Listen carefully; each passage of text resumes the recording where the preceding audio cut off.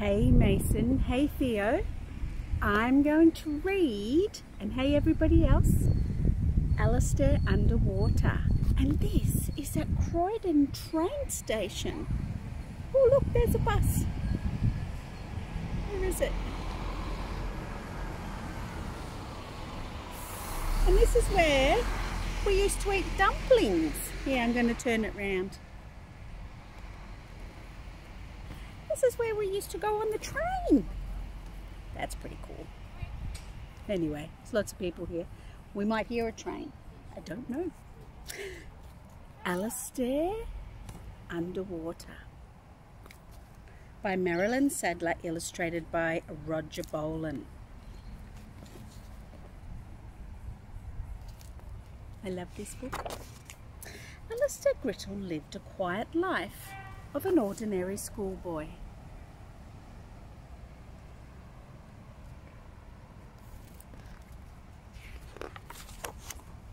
Every morning at dawn, he had a breakfast of oatmeal without any sugar. Ugh, that sounds revolting. And he brushed his teeth, his hair, as well as his jacket. I can hear a train. I wonder which way, that way or this way? This way. Let's see.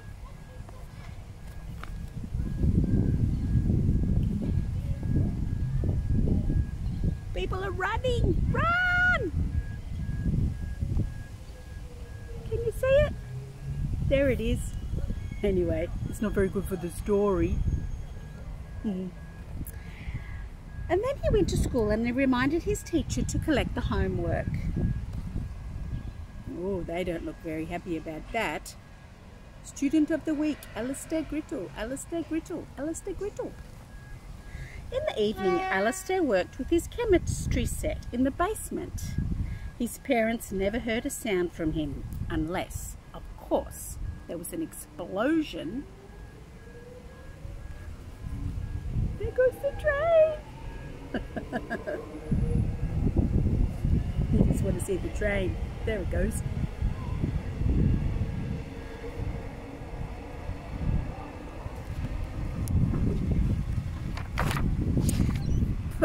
But on weekends, Alistair did what he loved best.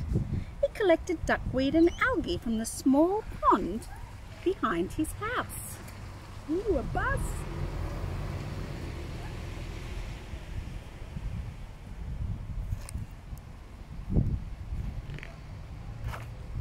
Almost everything that lived in Alistair's pond lived in his room as well. Wow, what does he have in there? There's the picture. There's the picture of the elephant. But what is in there? Lizards, dragonflies, frogs, fish, probably redback spiders, you normally say. Snakes, turtles. Ooh. He wished he could spend as much time at the bottom of his pond as he did up the top. But without gills, that was quite impossible.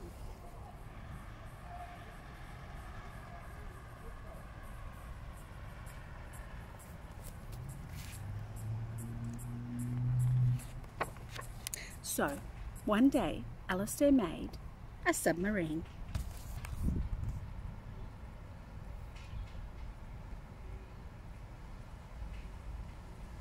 He's very clever.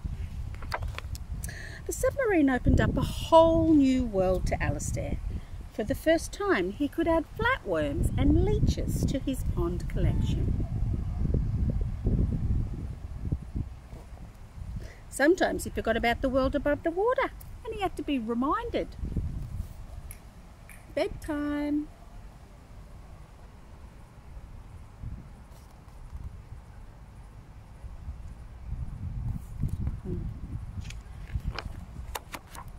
One day, Alistair was circling at the bottom of his pond when he noticed a small opening at its floor. He was quite concerned he might be losing some pond life.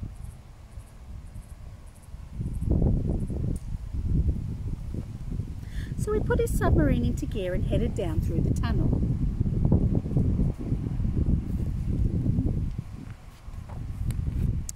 Alistair soon realised that there was more than one tunnel under his pond.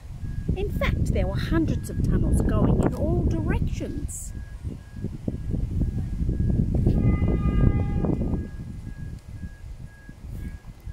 Every turn took him a little deeper into the earth. He saw creatures he didn't recognise from his own pond. Ooh. I can hear another train.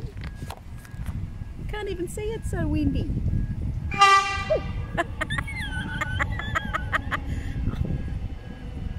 Sneaky beaky. Then, all of a sudden, Alistair's tunnel emptied out into an enormous underground cavern. Look at his little tiny ship.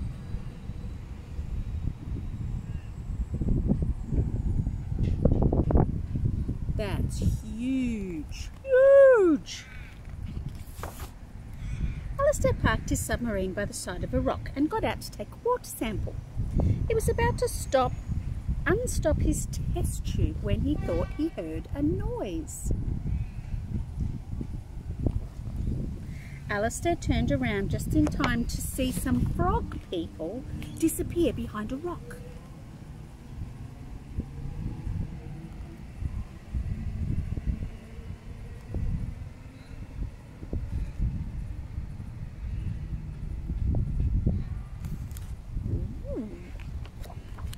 When the frog people realised, oh, there goes a bus, it's very entertaining here. When the frog people realised that Alistair was not going to hurt them, they came back to meet him. Alistair liked the frog people. They reminded him of his frogs back at his pond. The frog people invited Alistair to have lunch with them. Although Alistair liked the salad, he didn't touch the flies.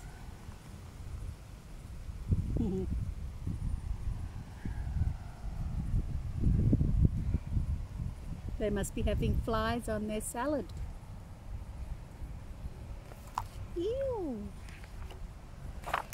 After lunch, the frog babies wanted to sit in Alistair's submarine.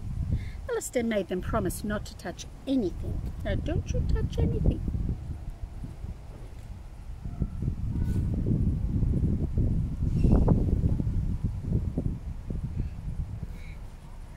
One of the frog babies was just about to touch the controls when all of a sudden something quite large and powerful came rushing through the water. Ah! Ooh. Ooh.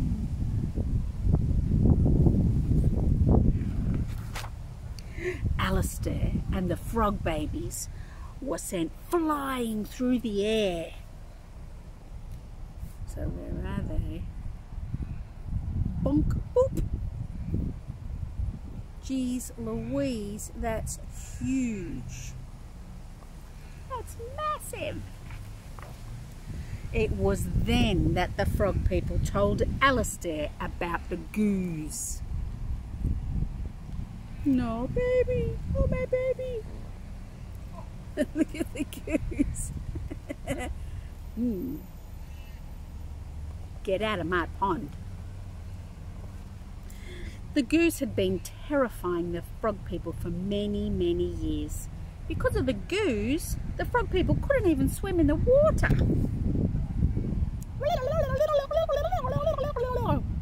Everybody's talking at once.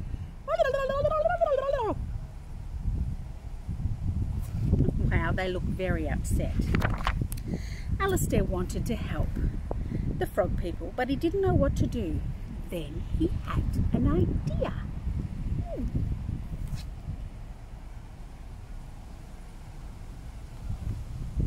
He got into his submarine and started up the engine. The frog people watched nervously from behind the rock.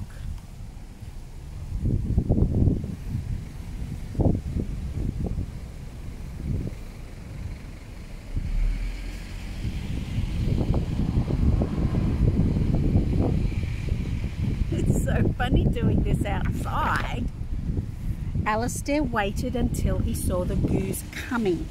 Then he took his submarine towards the tunnels. The goose followed Alistair just as he had hoped. Wow, he's huge. He must be like as big as a whale or something. Alistair raced through the tunnels with the goose close behind him. After many quick turns and clever moves, Alistair was certain he'd lost the goose.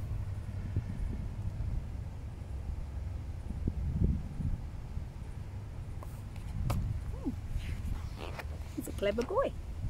The frog people were so happy. They croaked for joy.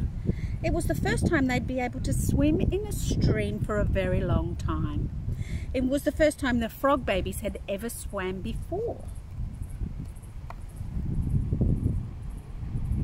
Yay, Alistair! Yay! Ooh. Everyone wanted Alistair to stay for supper.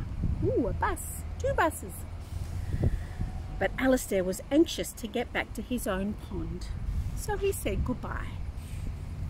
Goodbye.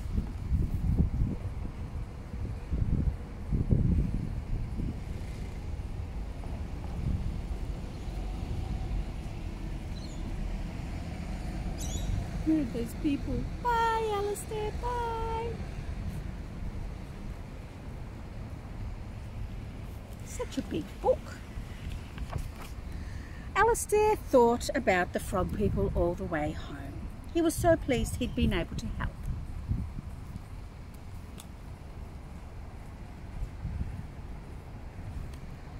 Now he could go back to his quiet life as an ordinary schoolboy, knowing that the goose would never again. Supper time! That the goose would never again bother anyone.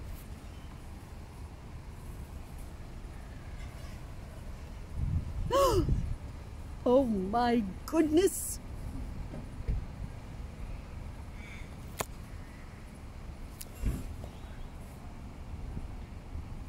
I think he'll definitely be bothering somebody. He's not very impressed. I like that book. So what was it like looking here at everything? Our old haunt. And we'd walk down there and go to the park. Anyway, love you guys. Hope you're feeling better, Mason. I know right now you're feeling a bit sick. That's pretty yuck. That's a bit poo. All right. Good night. Love you. Bye, everybody.